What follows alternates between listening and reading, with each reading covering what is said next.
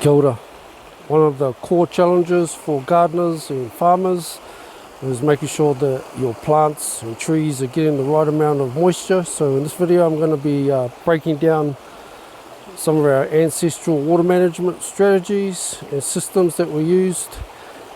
These systems were carefully designed and refined over time to optimize natural rainfall patterns and watershed systems to maximize water absorption and to minimize runoff and soil erosion.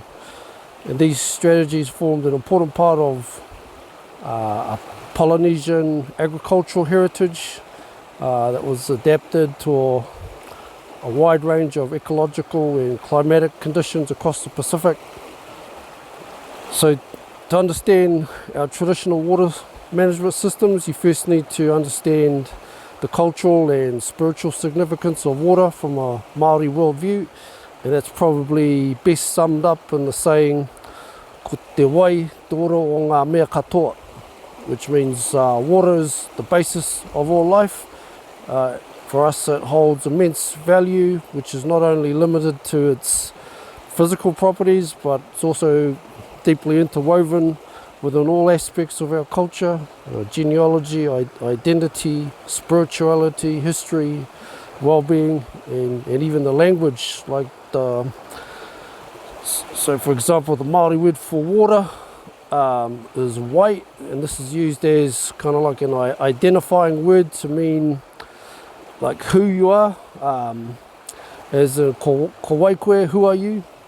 It's also used in other important concepts like wairoa, which is spirituality. And water is considered a taonga or treasure, which we all have a responsibility of protecting.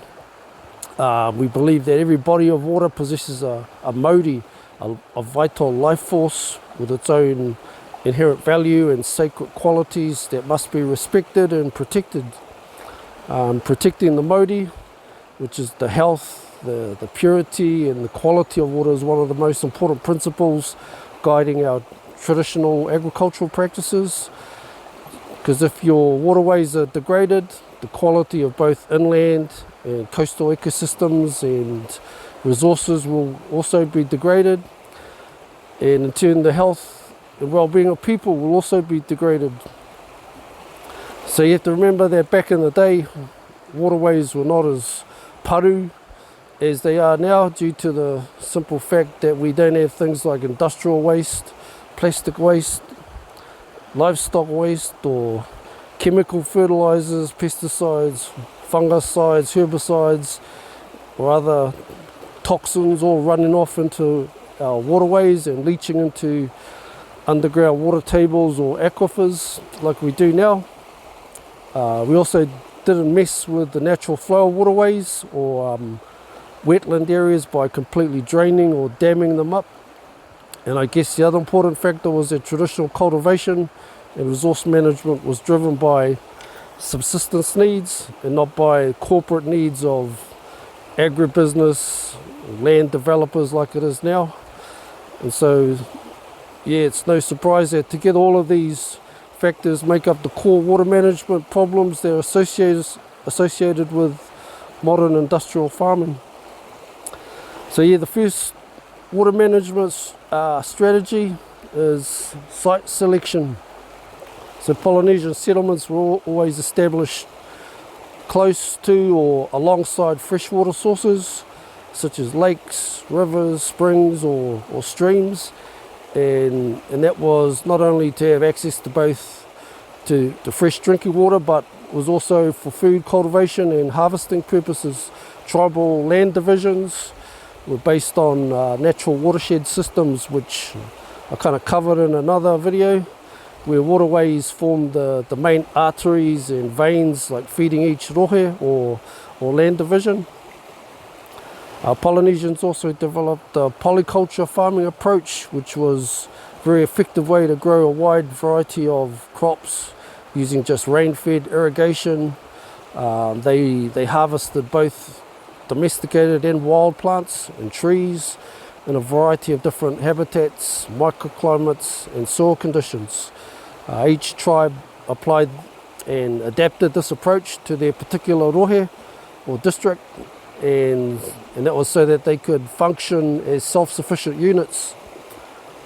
All plants and trees have their own particular water and growing requirements, so each species was planted in environmental conditions where they could thrive. So for example, taro prefers really rich, moist soil, so they were planted in wetland areas, and kumara or sweet potato prefers the drier or sandy or kind of gravelly soil conditions, so those plots were established in areas which had better drainage, like along rivers or behind sand dunes.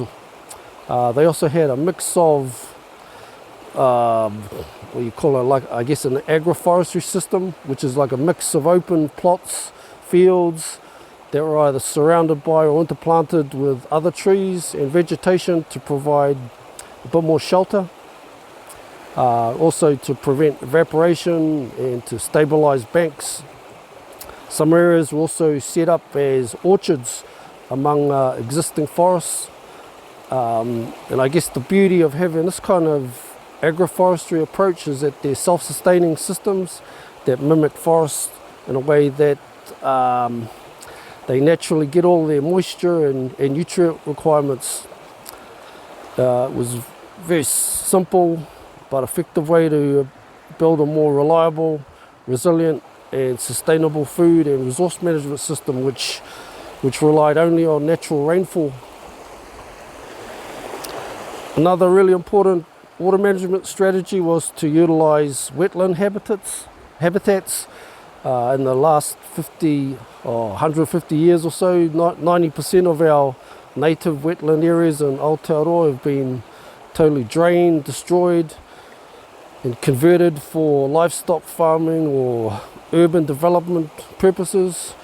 And this has happened because European settlers that came here regarded them as basically wasteland kind of swamps having no value at all. But for Māori, other Polynesian indigenous peoples, wetlands were highly valued as rich ecosystems because they provide both wild and cultivated food, medicine and resources. Taro was one of the main crops cultivated in the swampland areas, and to grow it, channels and ditches were often dug to divert and disperse the water around and through the taro fields, and there needed to be a constant flow of fresh water through them because taro doesn't really like stagnant water. The ancestors also had a deep and holistic understanding of the natural environment and the complex dynamics of water cycles and systems, and wetlands were not only, they weren't really seen in isolation but as like an integral part of wider catchment systems, which were kind of linked to rivers, lakes and the land.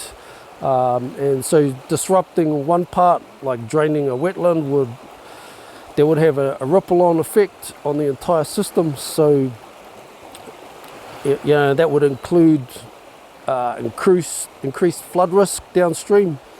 So they understood that wetlands acted as like natural sponges or flood buffers that could absorb, slowly release and regulate water movement, also reducing the risk of heavy kind of flooding. So even when flood events did happen, they were not really seen as disasters but as just natural, necessary events that played a role in kind of resetting and maintaining the health of the whole ecosystem. And floods only become a problem when you get arrogant humans that think they can drain wetlands and re-engineer natural landscapes and waterway systems for roads and dams, farming or development. So traditional flood management wasn't about controlling rivers or like in the modern engineering sense. It was more about understanding, adapting and kind of living harmoniously with the natural dynamics of water systems. Mounding and terracing was another technique that they used to use, and this was to help manage the water flow, reduce erosion, and improve the soil drainage and warmth. So mounds were used especially for crops like kumara, which prefer warm, dry, kind of light soil. And stone walls and terraces were built for similar purposes, especially on contours or slopes, just to slow down the runoff. Also help to harvest the water and generate heat.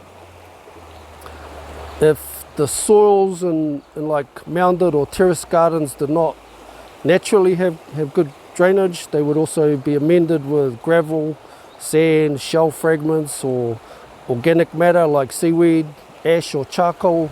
And they also use pararo, or the leaf litter, like as a top mulch, just to keep the soil moist.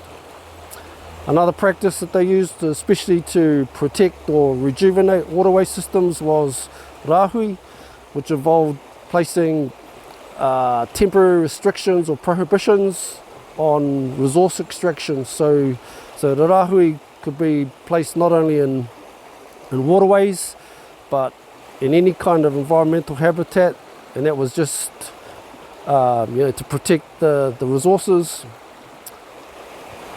I guess the last water management strategy was the Maramataka Māori, which is the Māori environmental calendar, and this was used to plan the most optimum times to plant or harvest crops by reading environmental and astronomical signs and patterns like seasonal rainfall or lunar cycles, lunar phases.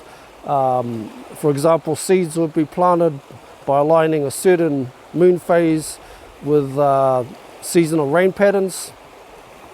So I guess by combining all of these different strategies and approaches, there was no need for any of the artificial irrigation systems that are commonly used now in farming and horticulture. Although hand watering using the hue or the taha, the calabashes, was practiced, was only very rarely that you needed to do that, just to get the young seeds going, or the young seedlings just in when it was dry.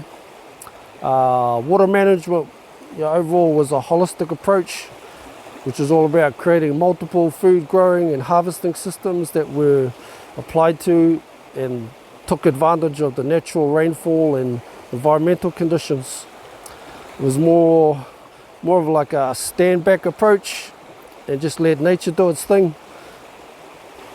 And I guess the problem with modern horticultural approaches is that they try to overmanage, try to over-engineer with artificial sprinklers and drip feed, hydroponic irrigation systems and all of that.